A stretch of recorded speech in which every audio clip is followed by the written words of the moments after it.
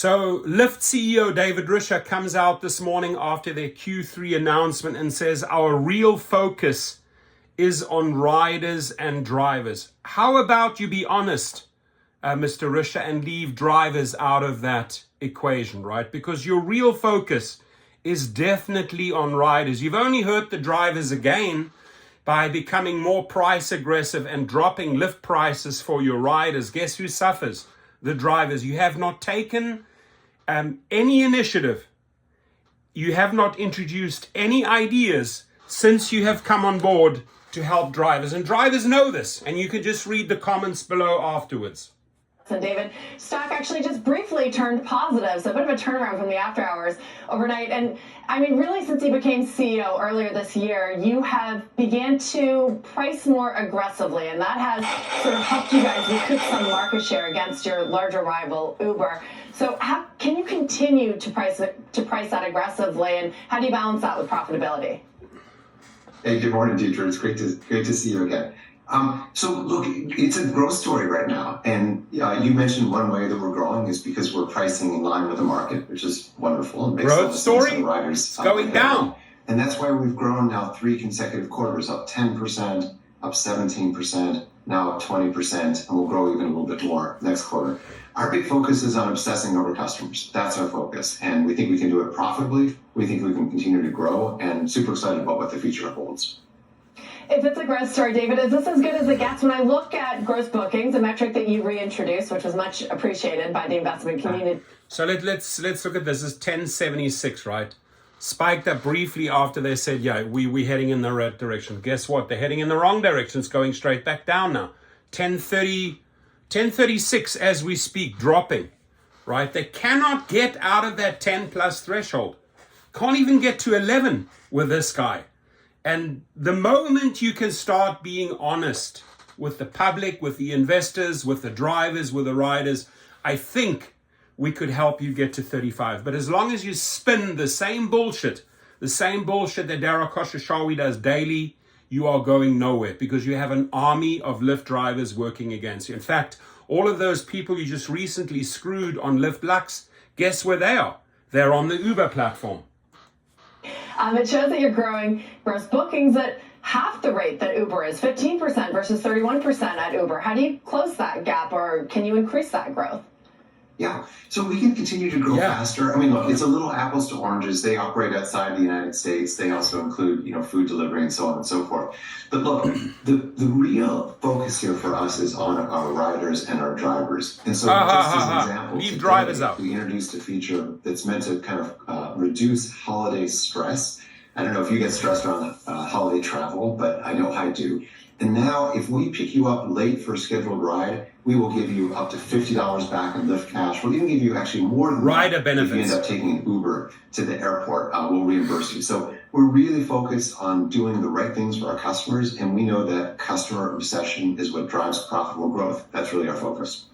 Right. How does that sort of factor into the bottom line? And let's talk a little bit about GAAP profitability, which is sort of the holy grail. Your rival has achieved 2 straight quarters of net income. You guys are close. I mean, you've narrowed your net losses significantly. Do you anticipate getting there, and when? So I won't talk about the when, but I absolutely will say, yes, we anticipate getting there. There's really no question in my mind. I mean, look, maybe this is what CEOs always say, but if you run a business well and you run it with customers well, and you're disciplined about controlling your costs, and we have been, and you're disciplined about working your margin, and we are, over time, money tends to come. And that's exactly what we're seeing. As you say, we're closer now than ever. I don't want to give, guidance that kind of gets out ahead of our skis, but the bottom line is this is a volume business. And so the more volume we can drive, the more features we can introduce, like Women Plus Connect, that helps women riders and drivers connect. The more things like airport scheduled rides we can make better, the more riders and drivers will choose us, and the bigger we'll get and the more profitable we'll get. Right, and that's some of the product enhancements I think your new CFO talked about as well. She said that cost structure is only part of the margin expansion equation. I got to ask you, David, about a risk that may be further away, but it's a big one, and I think Bernstein called it existential, and that's robotaxis. I took a few over the last few months, and they totally bypass any ride-sharing platform. They build their own. How much time do you spend thinking about that, if any at all? Yeah. So autonomous vehicles are important. They're also long-term. I mean, let's be clear, this has been in the future for a while, and it continues to be, right? You can sort of see with cruises, some of the changes they're going through, not being able changes to off the roads. operate without a driver now. So it's sort of a two-step forward, one-step back thing. But look, in the long term, robotaxis and sort of autonomous vehicles, they're going to be part of our mix, right? Some riders are going to want them. They'll be able to hail them through the Lyft app. And of course, that means we'll partner with the organizations that are building them. And we think their best move is to really focus on building the technology, which is very expensive and very, very complicated to get right. And we're in a great position to operate them. And that's what we'll do, right? They'll be part of our network, just like other things. And it'll be great. So, David Risher, I kindly request when you give these type of interviews, please be honest, right? Especially when you go out there and the headline is here, our emphasis is on riders and drivers. In this interview, honestly, everything you spoke about was about riders, what you're going to do for them at the airports, how you're going to reimburse them, etc., etc. Drivers, you just throw that word into the mix and hope to please them. We see through you. I see through you. Collectively, we see through you, right? You're doing nothing. You're trying to be more price aggressive against Uber. You don't stand a single chance there. You're making some silly mistakes with these features that you're introducing, right? In fact, drivers are leaving you on the Lux platform, and there is nothing you have done since you have arrived. You haven't even fast-tracked wrongful deactivations. I spoke to you directly about this issue. You were going to jump on it. You're going to put a task team together. You want to get wrongfully deactivated drivers back on the road. You have done nothing, right? And I'm still waiting for my check, right? Because we're going to hammer you. We're going to file lawsuit after lawsuit after lawsuit after lawsuit through giglawyers.com, through activationhero.com, through gigrocket.com. Ladies and gentlemen, if you have been wrongfully deactivated, the links are below. But back to Risher.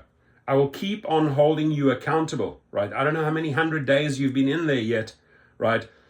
All those promises you made me on the phone and you made in the follow-up emails, nothing has materialized. So your word to me right now means nothing, and it means nothing to drivers. And if you want to check in, why don't you read the comments below? Anybody out there, drivers, this is who I represent, right? I'm an advocate for drivers. Let him know. Let him know what he has done for you since he has come on board. Just be honest, right? Has he turned your life around? Has he made an effort to reach out to drivers? Has he made an effort to change your life? I have seen zero, zip, nada, niet, nichts. Your comments, please.